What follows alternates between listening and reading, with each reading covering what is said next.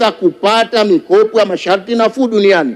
Ni mshangae mheshimiwa mbunge aliyesema mikopo ya serikali ni sawa sawa na songesha. Hii mikopo ambayo tunaikopa ina maslahi kwa taifa letu, na kama huu mradi wetu wa SGR kwa vile ni Green Infrastructure Project, tunapewa mikopo ya masharti nafuu duniani. Ni shauri sasa Wizara ya Fedha ikae kitako na Wizara ya Uchukuzi, vile ikae kitako na Wizara ya Muungano na Mazingira, iende ikatafute hizi fedha, tuje tutop katika bajeti yetu ili maendeleo ya taifa hili yaweze kwenda kwa usumuth wa hali ya juu. Mheshimiwa Mwenyekiti, Dar es Salaam pale kwenye mradi wetu wa mwendo kasi, kuna yule mwekezaji aliyewekeza ile mabasi ya mwendo kasi ya Moffat, ameshanunua mabasi takriban 199, lakini mpaka sasa mabasi yanayo operate ni mabasi ya 40 mpaka 60, na kila siku amekuwa anatembelewa na kamati zetu mbalimbali za kibunge na kutoa statement mbalimbali kwenye mitandao. Hawezi kuoperate sawa sawa, na ni kwa sababu bado mabasi hayajaondoshwa katika ile barabara. Mradi ule wa Moffat unatumia nishati rafiki kama ambavyo unatumia SGR inatumia umeme, na mradi ule unatumia nishati ya gesi. Tunapokwenda kuruhusu mradi ule kufanya kazi sawa sawa, kama tumepata dola milioni 96 so far ambazo tunapaswa twende tukaziclaim duniani, mradi ule utaongeza kutopa katika mazingira yetu haya hapa ambayo tuko nayo. Kwa hiyo ni shauri serikali facilitate mambo kama yale, na tumeona wizara ilipoleta bajeti yake hii imeleta mapunguzo kwa gari zinazotumia umeme na vyombo mbalimbali, italeta discount ya kikodi ili kuweza kufanikisha swala kama lile pale. Mheshimiwa Mwenyekiti, naomba nimalizie kuchangia kuhusiana na jambo letu la taifa. Mheshimiwa Mwenyekiti, humu ndani sisi tuliomo kuna wazee wetu ambao wamezaliwa kabla ya muungano, kuna wengine ambao wamezaliwa baada ya muungano, lakini kuna wengine tumejukuliwa na muungano. Mimi msemaji, baba yangu na mama yangu kazaliwa baada ya muungano. Mimi mwenyewe ni mjukuu wa muungano na wanangu watakuwa ni watukuu wa muungano. Tutaulinda muungano huu, tutautetea, tutaupigania kwa jasho letu na nguvu yetu yote. Mheshimiwa Mwenyekiti, na kama kuna mtu yoyote anatoa statement mbaya ya uchonganishi juu ya muungano huu kutoka pande yoyote hiyo, huo sio msimamo wa serikali yoyote. Hayo ni maoni yake peke yake, na huo ni mtazamo wake peke yake, na hiyo ni chuki yake peke yake, na atakufa na atazikwa kwa chuki hiyo. Sisi tuko tayari kufa kwa ajili ya muungano. Naunga mkono hoja na kushukuru sana Mheshimiwa Mwenyekiti. Asante sana Engineer Said Salim Hamad.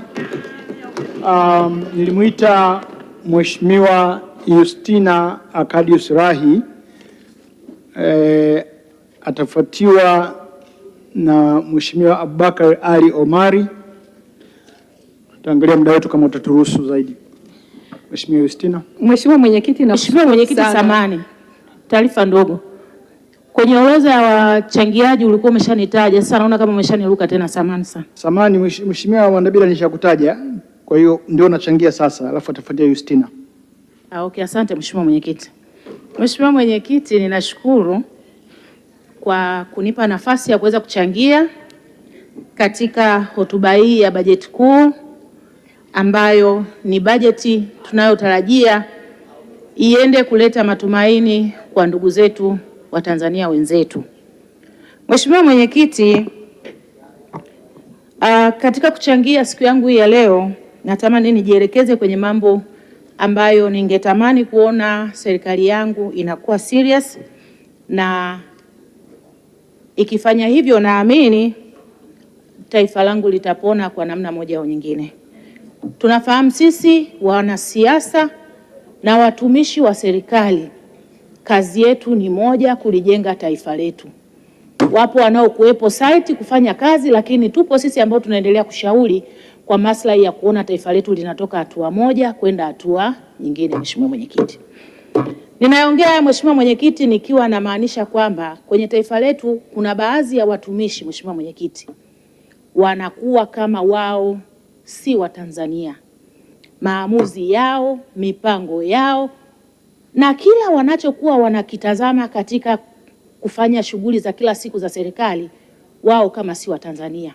Wanajitazama wao tu kwa kuangalia mipango yao, na maadili yao. Mheshimiwa Mwenyekiti, baada ya kusema Mheshimiwa Mwenyekiti, niseme hivi, nitakapokuwa nachangia mambo haya nitataka niende kwa ushahidi na vielelezo mbalimbali kwa maana ya kulisaidia taifa langu litoke lilipo. Mheshimiwa Mwenyekiti, serikali hii inakusanya fedha nyingi.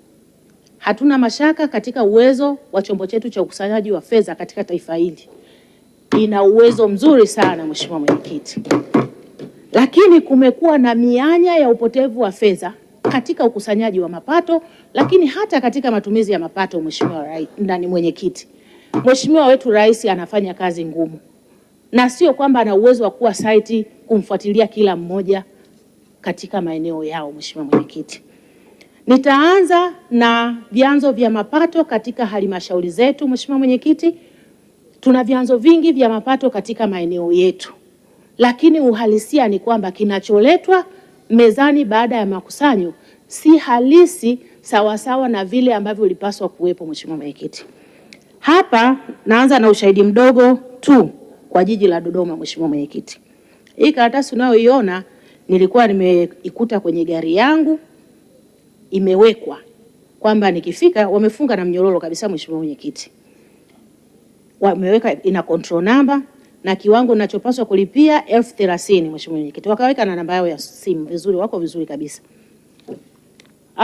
Hawajui huyu ni nani, anapita anaenda wapi. Nimefika wanaanza kuniambia kwamba dada, unaweza ukatoa kiasi kingine kidogo, hiyo control number tukampelekea mtu mwingine. Hii ni jiji la Dodoma, ni watu tumewaamini wakusanye fedha, tumewapa na posi zetu. Lakini Mheshimiwa Mwenyekiti, kinachofanyika ni uhuni mtupu. Wanaangalia mapato yao kwanza, ndipo yaje mapato ya serikali. Hilo ni